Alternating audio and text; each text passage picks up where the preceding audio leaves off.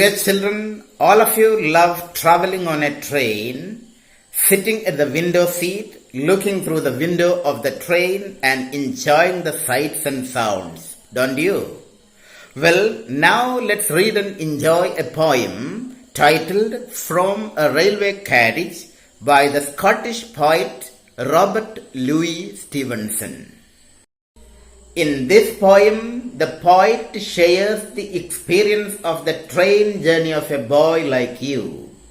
The rhythm of the poem is similar to the sound of the moving train, so it's very important to note the pronunciation of each word used in the poem to get the proper rhythm of the poem. The poet compares the speed of the train to the movement of the witches and fairies. The poet also compares the movement of the train to the marching soldiers in the battlefield and the rain that moves in the wind. Through the boy, the poet describes the sights seen as the train moves forward as fast as possible, leaving behind meadows, horses, cattle, hills, plains, whistling and passing painted railway stations. As the train passes by, the boy sees through the window of the train a boy like him climbing, crawling and collecting thorny blackberries. Besides these sights, the boy had a quick glance of a beggar looking at the fast passing train, a green meadow full of daisies with which we can string flower garlands, an unsteadily moving cart full of load, a windmill and a meandering river. As you know, poets use figures of speech or poetic devices to add additional beauty and rhythm to poem. The poet compares the movement of the train to the marching of the troop of soldiers and movement of the rain in wind, like troops in a battle and as thick as driving rain. This kind of open comparison in poetry, using the comparative words like and as, is called simile. Simile is an open comparison. The word simile comes from similar. First, let's read each line slowly to understand the correct pronunciation of each word. Faster than fairies, faster than witches. Not witches, witches.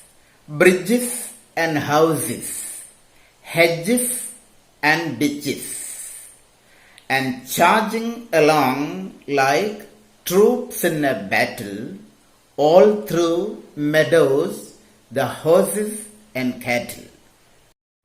All of the sides of the hill and plain fly as thick as driving rain, and ever again in the wing of an eye, painted stations whistle by.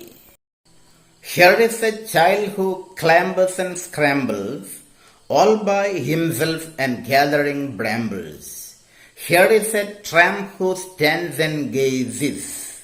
Here is a tramp who stands and gazes. And here is the green for stringing daisies. Here is a cart run away in the road, lumbering along with man and load. And here is a mill and there is a river, each a glimpse and gone forever. Well children, I told you at the beginning, the poem is composed with a rhythm similar to the sound of a moving train. So, let's try to read the poem to the effect of a moving train's sound. Please repeat after me.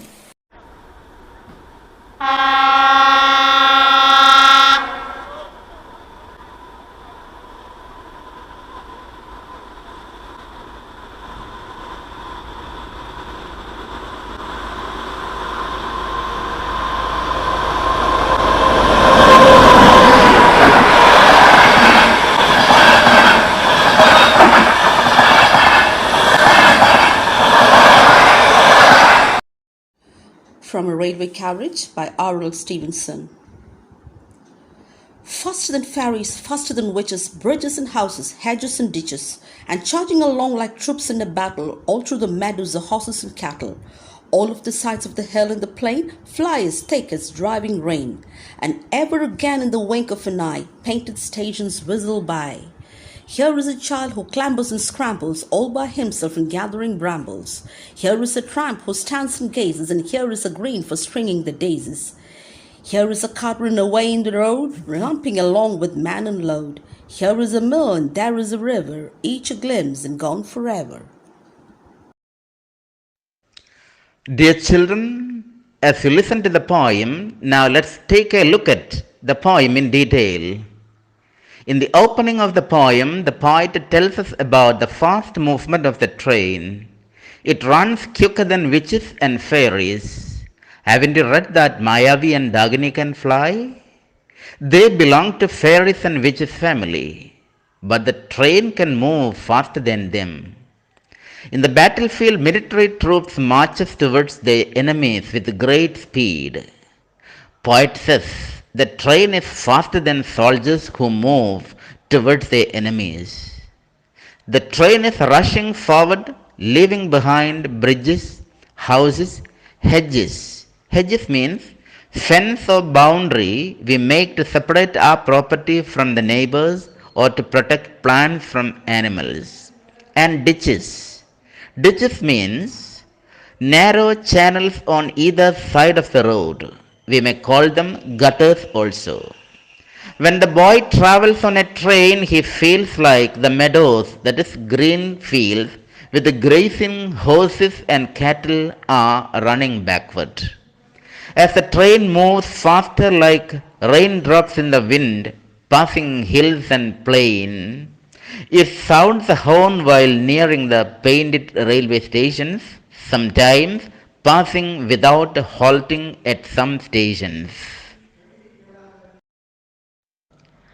As the boy looked through the window of the train, he could see a boy climbing and crawling for brambles, that is, thorny blackberries, by himself. By himself means alone, without any friends.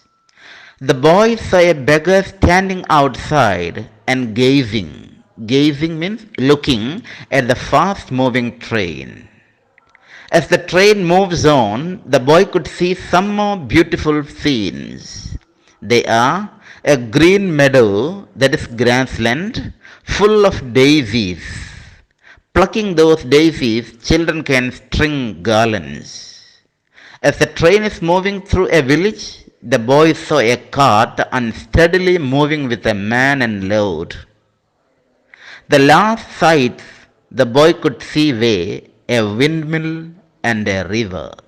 Thank you.